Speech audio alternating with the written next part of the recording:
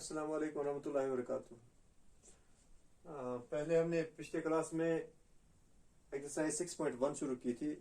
पहले दो क्वेश्चन मैंने आपको दिखाए थे और तीसरा और चौथा क्वेश्चन बहुत आसान है, वो आप खुद कर सकते हो, आपने किया भी होगा। क्वेश्चन नंबर 5 भी एक्चुअली आसान ही है, लेकिन फिर भी मुझे लगता है थोड़ा बहुत इसमें डाउट हो, तो मैं आपको ये दिखाऊंगा पहले और उसके बाद क्वेश्चन नंबर 6। तो सबसे पहले क्वेश्चन नंबर 5, ये फिगर आप देख रहे होंगे अपनी बुक पे। इसमें क्या दिया गया है, लाइन एल, ये जो है line L, it is bisecting angle A. ये जो एंगल ए यहाँ पर पूरा बन रहा है, ये इसको बाइसेक्ट कर रहा है, मीन्स बराबर दो हिस्से। और साथ में एक पॉइंट है, लाइन एल पे एक पॉइंट है बी, जहां से दो परपेंडिकुलर जा रहे हैं। B P is perpendicular to A P, B Q is perpendicular to A Q. तो ये हमारे पास गिवन है और हमें प्रूव क्या करना है। सबसे पहले हमें प्रूव करना है A P B this triangle is congruent to A Q B this triangle. ये जो दो ट्राइंगल्स बन रही है ये आपस में कॉन्ग्रुएंट है। और दूसरा जो हमें प्रूव करना है, BP is equal to B Q. ठीक है ना, ये दो चीजें हमें प्रूव करनी है। तो कॉन्ग्रुएंसी आपको पता ही है, जैसे मैंने आपको बताया, बहुत सारे लोगों ने ये किया भी होगा। तो सिर्फ हो सकता है चंद एक स्टूडेंट हो जिन्होंने ये नहीं किया होगा, तो उनके लिए भी, और अगर किसी का और डाउट है इसमें कोई थोड़ा बहुत, वो भी देखें। ए पी बी और ए क्यू बी, इन दोनों में आपको कॉन्ग्रुएंसी देखनी है। अब आप जो गिवन है पहले वो देखोगे। एक तो एंगल ये है 90 डिग्री, दोनों में एक एक एंगल है। एक एंगल ये है जो गिवन में आपको दिखाई दे रहा है। तो एंगल दो है जो गिवन है, जो आपको क्वेश्चन में दिया गया है। इसके अलावा क्या है तीसरी चीज, तो आपको ये दो जब एंगल होते हैं, या तो ए एस ए बनता है या तो ए एस बनता है, ये आपको पता होगा। It can be A S A और A S, angle side angle और एंगल साइड। एंगल दो तो है, लेकिन अब साइड तो अगर ए एस ए होगा तो ये साइड होना चाहिए ए क्यू और ए पी, लेकिन इसकी तो कोई जिक्र है ही नहीं, ना तो कहीं से इक्वल हो सकता है, न तो हम बता सकते हैं इसको इक्वल, क्योंकि गिवन भी नहीं है, ना कोई और इंडिकेशन है। तो अब ये दूसरा, इसका मतलब है ए एस हो सकता है। BP is equal B Q हम नहीं लिख सकते, क्योंकि हमने ये तो हमें प्रूव करना है दूसरे पार्ट में। अब हमारे पास बचता है तीसरा साइड ए बी। अब ए बी आप देख रहे हो, ए बी तो कॉमन है दोनों में, तो यही साइड है। तो जब हम ये साइड कॉमन लेंगे और दो एंगल्स इक्वल हैं, तो हमारे पास जो रूल है, कौन सा रूल यूज होगा, angle side, A S rule, तो जिससे कॉन्ग्रुएंट प्रूव होंगे। So we can write in triangles A P B and A Q B. सबसे पहले जो एंगल हमारे पास है, it is angle A P B equal to angle A Q B is 90 degree, दोनों 90 है। Angle B A P is equal to angle B A Q. B A P and B A Q क्यों बराबर है, because जो दिया गया given है, L line L bisects angle A, line L bisects angle A. आप इसको ऐसे भी लिख सकते हो गिवन, ये भी चल सकता है। और उसके बाद साइड कौन सा आपने लिया, A B. A B is equal to A B common, so we have angle side.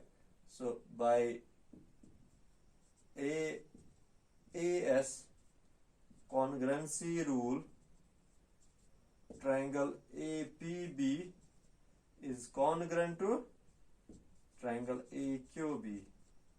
तो ये तो हो गया पहला पार्ट। और दूसरा पार्ट आप जानते हो कि कैसे बराबर होगा। आप BP is equal to B Q, क्यों होगा, CPCT. BP is equal to B Q corresponding parts of congruent triangles, क्योंकि दो ट्राइंगल्स कॉन्ग्रुएंट प्रूव हो गई, इसीलिए क्या होगा, ये इक्वल होंगे बाकी पार्ट्स। तो ये तो आपको क्वेश्चन नंबर 5 है। इसके बाद क्वेश्चन नंबर 6 देखते हैं।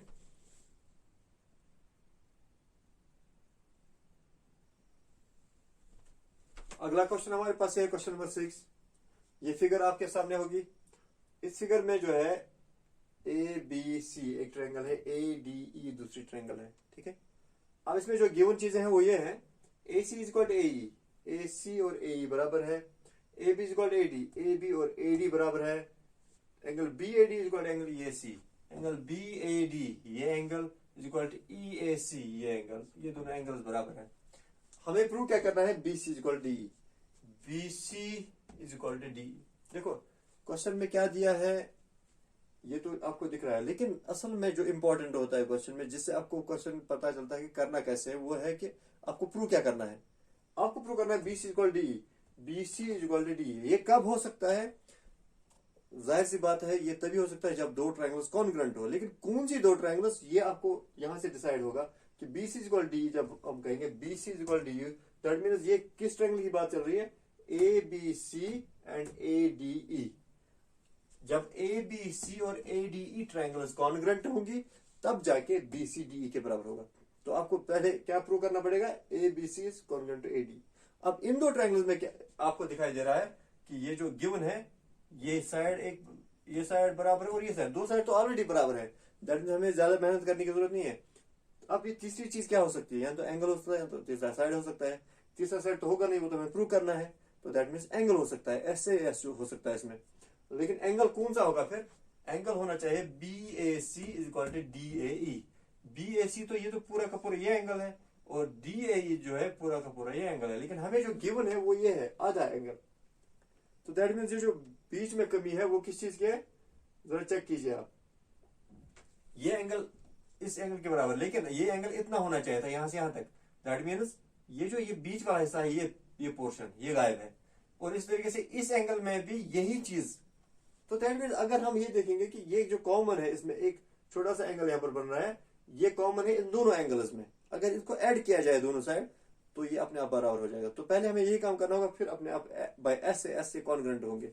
तो आप सबसे पहले क्या करोगे, जो गिवन ये एंगल दिया गया है as angle B A D is equal to angle E A C. अच्छी तरह देखना ये क्या है, बी ए डी एंगल, ये एंगल ई ए सी इस एंगल के बराबर है।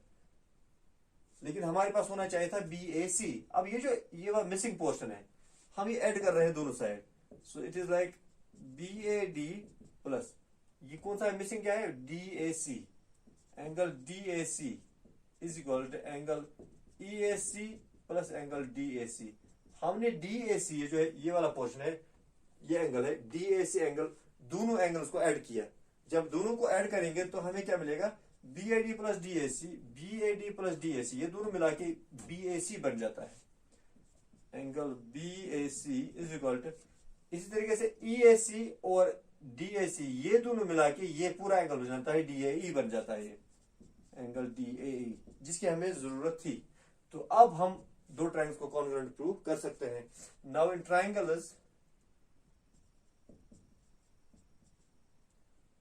A B C and A D E, सबसे पहले side A B is equal to A D given है।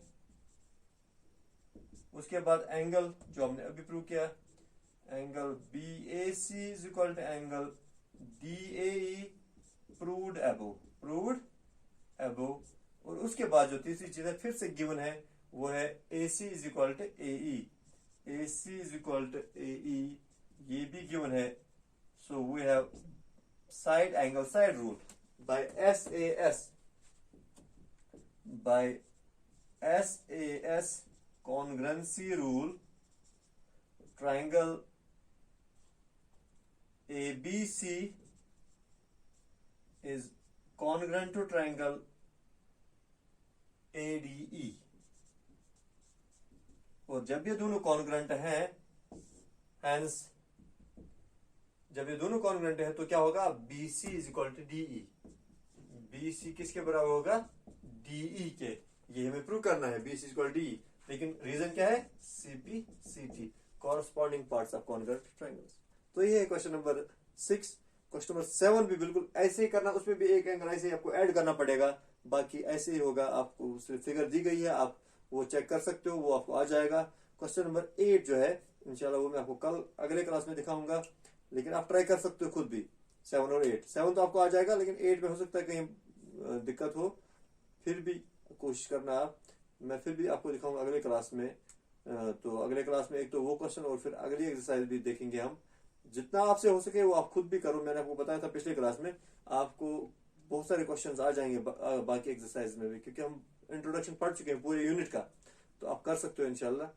तो इंशाल्लाह अगले क्लास में फिर मिलेंगे, तब तक के लिए खुदा हाफिज।